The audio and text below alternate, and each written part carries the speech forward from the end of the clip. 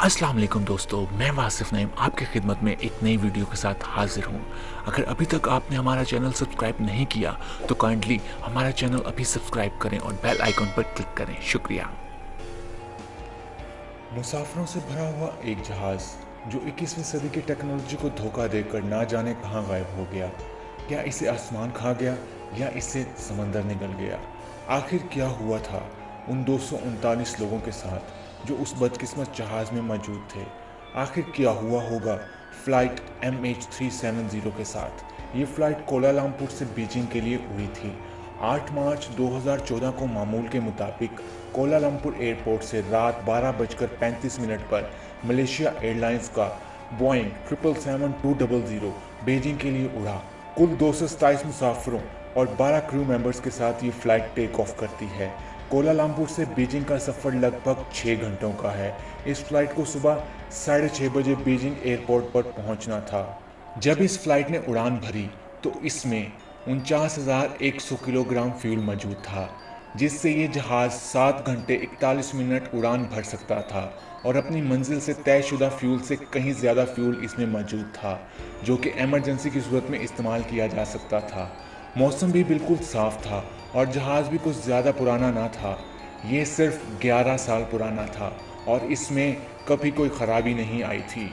जहाज़ के पायलट ज़हरी अहमद शाह थे, जिनकी उम्र 53 साल थी और उन्होंने 1981 में एयरलाइंस ज्वाइन की थी। जहाज़ के को पायलट फ़ारिक अब्दुल हमीद थे, जिनकी उम्र 27 साल थी। फ़ारिक अब्दुल हमीद ने 2007 में एयरलाइंस ज्वाइन की थी।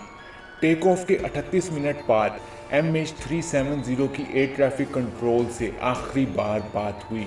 एयर ट्रैफिक कंट्रोल से बात होने के 2 या 3 मिनट बाद अचानक ये जहाज़ एयर ट्रैफिक कंट्रोल रडार से गायब हो गया। उस वक्त आसमान पर कोई बादल या किसी किस्म का कोई तूफान ना था, सब कुछ एकदम साफ था। फ्लाइट MH370 से राब्ता ख़त्म होने के कुछ ही देर बाद इसे ढूंढने के लिए एक रेस्क्यू टीम को वहां भेजा गया, जहां एयर ट्रैफिक कंट्रोल ने आखिरी बार MH370 से राब्ता किया था, लेकिन उनकी की गई खोज से कुछ हासिल ना हुआ। इस हादसे के 3 दिन बाद ये पता चला कि मिलिट्री के रडार सिस्टम ने इसे 1 घंटे तक ट्रैक किया था।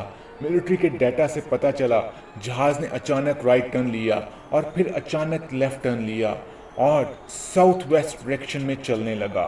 कुछ लम्हों बाद जहाज़ ने एक और टर्न लिया और इंडियन ओशन की तरफ बढ़ने लगा और फिर मिलिट्री सिस्टम का रडार जहाज़ को बस यहीं तक ट्रैक कर पाया था और फिर मिलिट्री सिस्टम के रडार से भी ये जहाज़ गायब हो गया।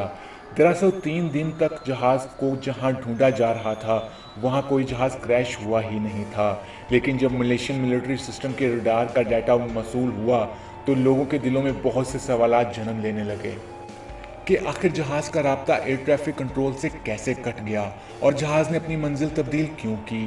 क्या जहाज़ हाईजैक हो चुका था या जहाज़ के पायलट ने जानबूझकर ऐसा किया।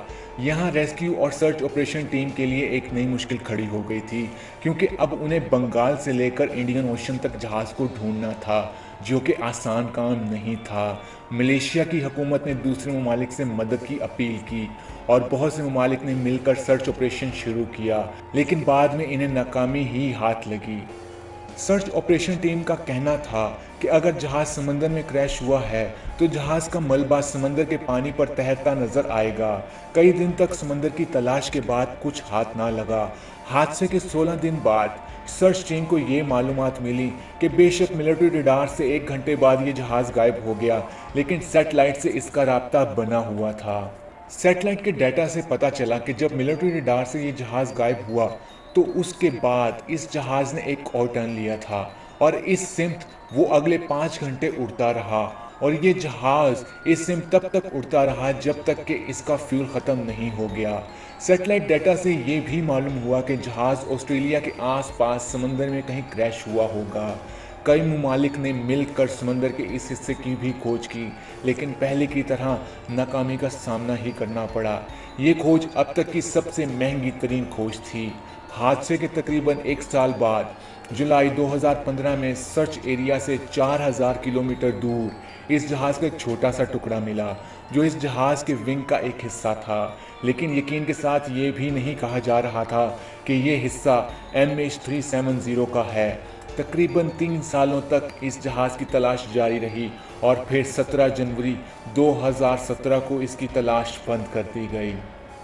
आखिरकार क्या वजह रही होगी ये जहाज़ अपनी मंजिल से हटकर कहीं और गायब हो गया?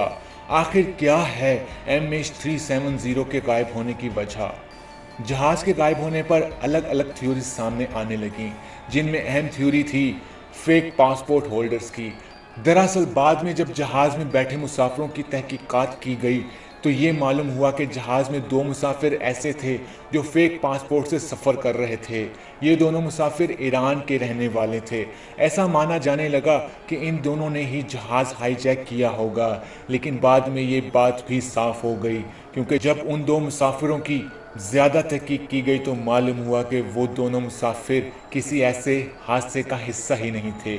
और अगर जहाज़ हाईजैक भी हुआ होता तो किसी दहशतगर्द तंजीम ने यह जिम्मेदारी कबूल की होती।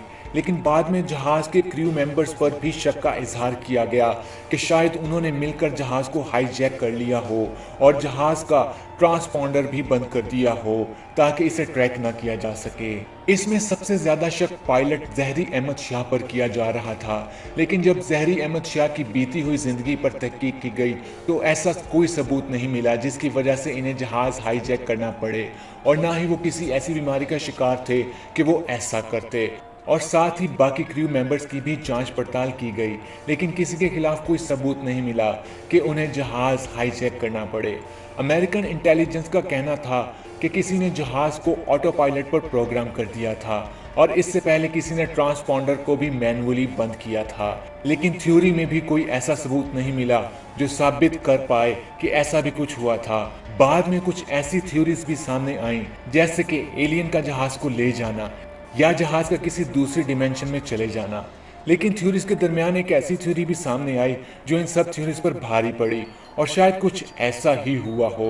दरअसल जहाज़ में किसी वजह से आग लग गई हो और आग की वजह से जहाज़ में पावर फ्लक्चुएशन हुआ हो जिसकी वजह से सारे कम्युनिकेशन सिस्टम बंद हो गए हों। लेकिन इस थ्योरी में भी सवाल उठते हैं कि अगर जहाज़ में आग लगी थी तो जहाज़ को करीबी एयरपोर्ट पर क्यों नहीं उतारा गया और फ्लाइट मलेशिया के ऊपर क्यों उड़ती रही और बाद में उसने इंडियन ओशन की तरफ टर्न क्यों लिया, और अगर फ्लाइट को क्रैश ही करवाना था तो आखिरी टर्न के बाद फ्लाइट अगले 5 घंटे तक क्यों उड़ती रही जब तक कि उसका फ्यूल ख़त्म नहीं हो गया। काश के MH370 का मलबा ही मिला होता जिससे पता चलता कि इस जहाज़ में ऐसा क्या हुआ था, लेकिन अफसोस कोई नहीं जानता कि उस रात 239 लोगों के साथ क्या हुआ था। क्या कभी MH370 की गुत्थी सुलझ पाएगी? दोस्तों, आपका क्या ख्याल है फ्लाइट MH370 के बारे में?